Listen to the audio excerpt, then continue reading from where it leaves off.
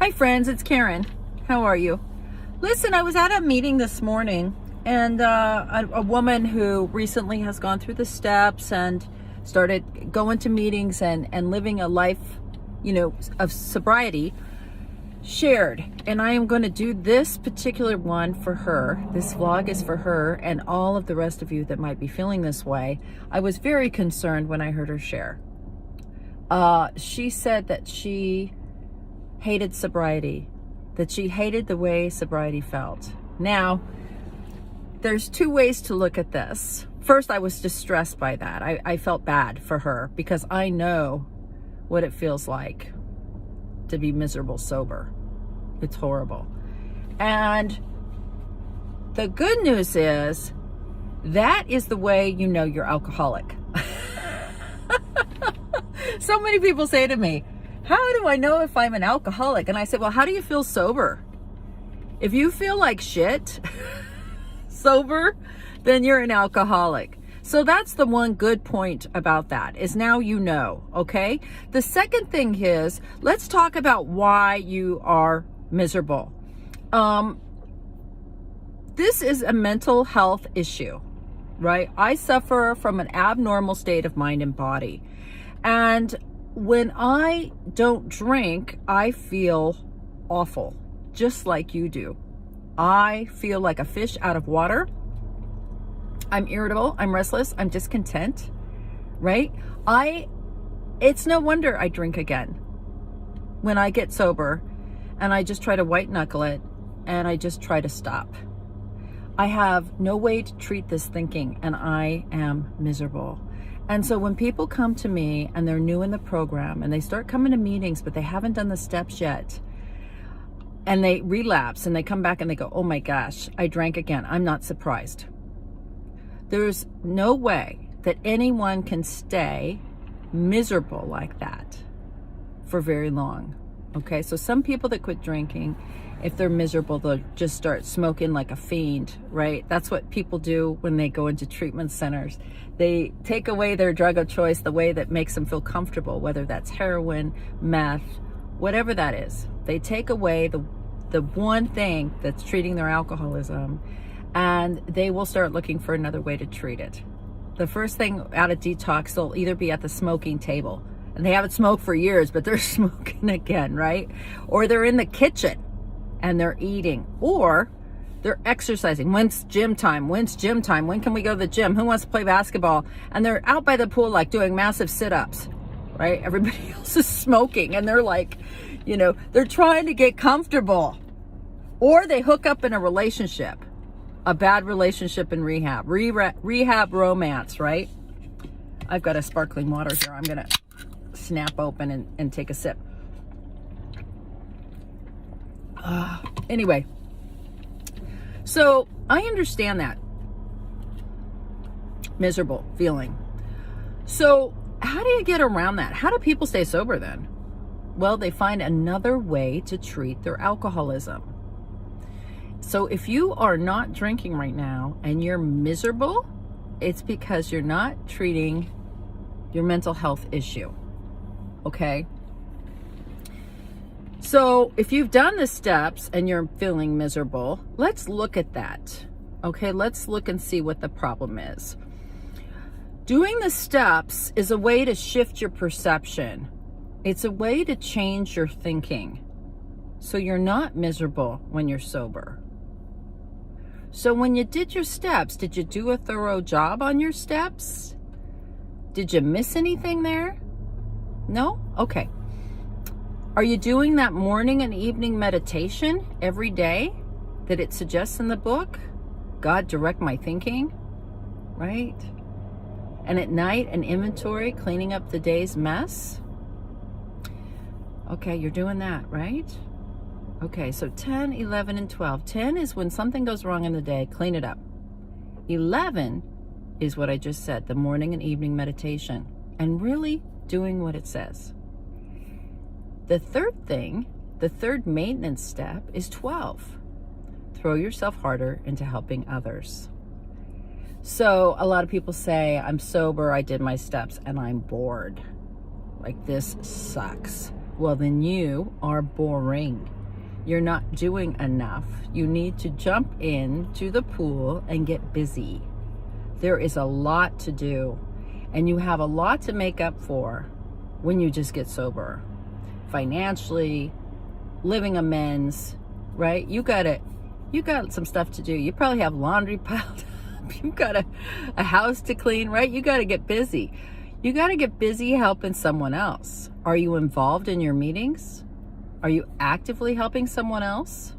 Right? What is it that's making you miserable? Let's talk about that. Are you not getting something that you want?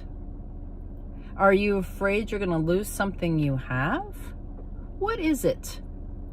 Let's really think about it. What is it? Why is it that you want to drink again? What is it?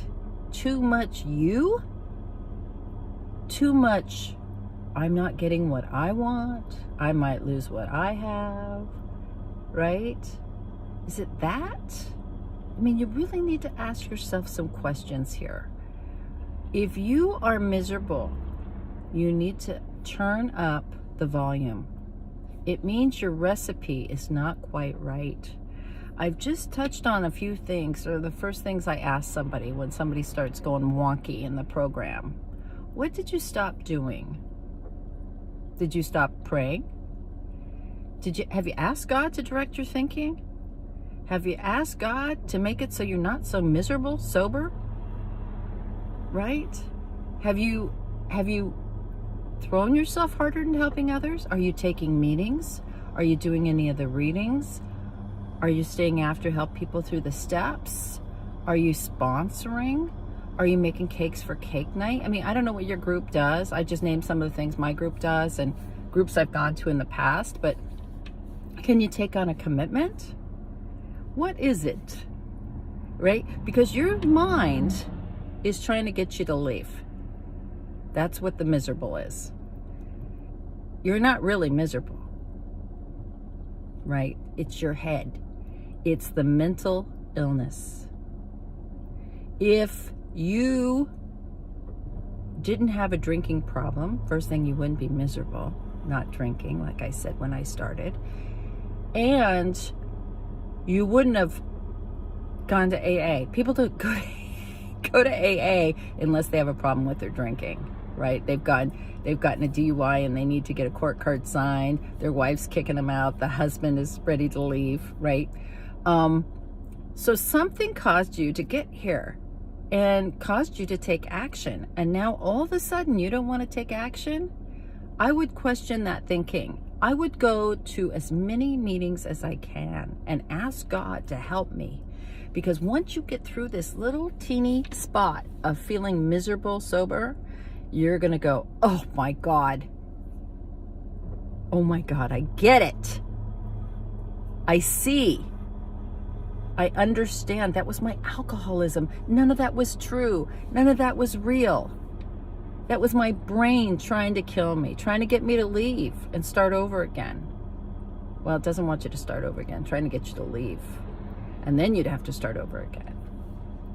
So I really want you to think about it. Sobriety does not suck. People live sober all the time, even normal people, right? So what is it that is making you want to tear your life down again? And this is what's telling you you're miserable. I wouldn't listen to it. I tell it to fuck right off.